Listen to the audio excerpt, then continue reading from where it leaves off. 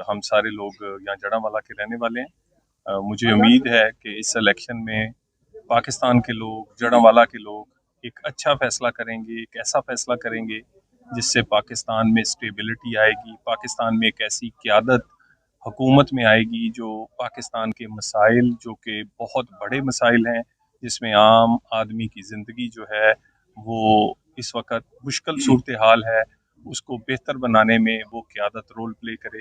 तो मुझे उम्मीद है कि जड़ावाला के लोग बेहतरीन फैसला करेंगे पाकिस्तान के लिए।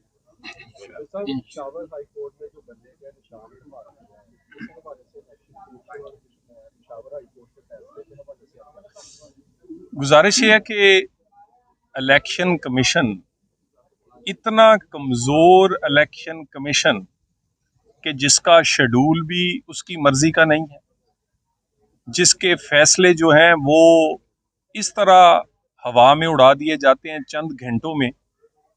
तो ऐसा इलेक्शन कमीशन जो अपने फैसलों पर अमल दरामद नहीं कर सकता, ऐसा इलेक्शन कमीशन जो इलेक्शन का शेड्यूल खुद नहीं दे सकता, तो इस तरह के election commission fair and free election कैसे हो सकता है?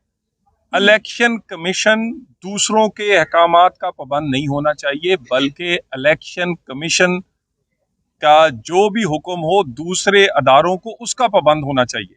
अदालतों को इलेक्शन कमीशन के पीछे खड़ा होना चाहिए, ना कि अदालतों में इलेक्शन के बारे में इलेक्शन कमीशन के जो फैसले हैं उसके इख्तियारात में मुदाखलत जो की जाए।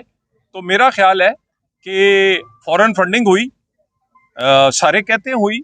इलेक्शन कमीशन ने 8 साल की तहकीकात के बाद फैसला किया कि फॉरेन फंडिंग हुई, लेकिन किसी को सजा नहीं दे सका। इलेक्शन कमीशन तौहीन अदालत या तौहीन इलेक्शन कमीशन जो कि आपके कैमरों के सामने हुई, कितने महीने हो गए हैं, कभी कोई स्टे आ जाता है और कभी कोई और रुकावट आ जाती है। जो अपनी इज्जत का, अपने किए गए फैसलों का इलेक्शन कमीशन उस पर भरम नहीं रख सकता या वो उस पर अमल दरामद नहीं करवा सकता, मुझे ये बताइए वो इलेक्शन कमीशन पाकिस्तान में साफ और शफाफ इलेक्शन किस तरह करवाएगा? साफ और शफाफ इलेक्शन एक मजबूत इलेक्शन कमीशन से हो सकता है। पाकिस्तान में एक माजूर इलेक्शन कमीशन है इस वक्त। तो सब ये बताइएगा, इस वक्त सारी जगहों पे टिकटें अनाउंस हो चुकी हैं, जड़ावाला भी देर तखीर का शिकार है। मेरा ख्याल है टिकट तो अभी नून लीग की तो एक भी अनाउंस नहीं हुई और टिकटें जो हैं वो इकट्ठी अनाउंस होंगी और उसका प्रोसेस जारी है। और इंशाल्लाह ताला ये जो जैसे ही मुस्लिम लीग नून जो है वो तकरीबन एक हफ्ते के बाद, क्योंकि अभी उसके पार्लिमानी बोर्ड मुकम्मल हुए, अभी पाकिस्तान की बड़ी जमातें नून लीग के साथ सीट एडजस्टमेंट या इत्तेहाद करना चाहती हैं। शहबाज शरीफ साहब इस वक्त कराची में हैं, वहाँ पर GDA से, MQM से, JUF से और कई इंडिपेंडेंट से बात हो रही है। पंजाब में आपको पता है हमारे पीछे हर कोई है, IPP समेत। इसी तरह KP और बलूचिस्तान में सूरत हाल है। तो बोर्ड मुकम्मल हो चुके हैं, इसके बाद ये एक बहुत बड़ा मरहला है, इसको मजीद लगता है कि एक हफ्ता मजीद लगेगा। Thank you very much. की जो की आंखें आपका लेकिन आप क्या कहेंगे, ये मसाइल को काबू कर लेंगे आप टिकट मिलने के बाद, इलेक्शन जीतने के बाद? देखिए, गुजारिश ये है कि पहले मुझे अल्लाह ताला ने और पाक जड़ावाला के लोगों ने एक मौका दिया, और दूसरा जो मेरा इलेक्शन था वो RTS देख लें, तौहीन अदालत की सज़ा देख, उसमें रुकावटें डालकर वो चुराया गया। पहले भी जड़ावाला को मोटरवे हो, 60 गाँव की गैस हो, यहाँ पर कारपेट सड़कें हों और इसी तरह पीने के पानी के मंसूबे हों।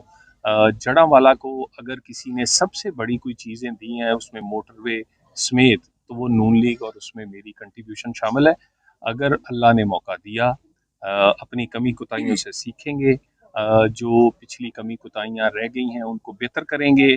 मैं अपनी ज़ात और अपने साथियों की बात कर रहा हूँ, और उसके साथ एक यूनिवर्सिटी, एक इंडस्ट्रियल स्टेट और ज़िले का जो हमारा मुतालबा है वो एक ऐसा मुतालबा है कि जो कि पूरे जड़ावाला का है, वो सियासत से हट के हमारी ज़रूरत है। सो यूनिवर्सिटी, इंडस्ट्रियल स्टेट और ज़िले वाले मामले पे अगर अल्लाह ने मौका दिया तो इंशाल्लाह ताला आपको इस पे अमल दरामद होता हुआ नजर आएगा।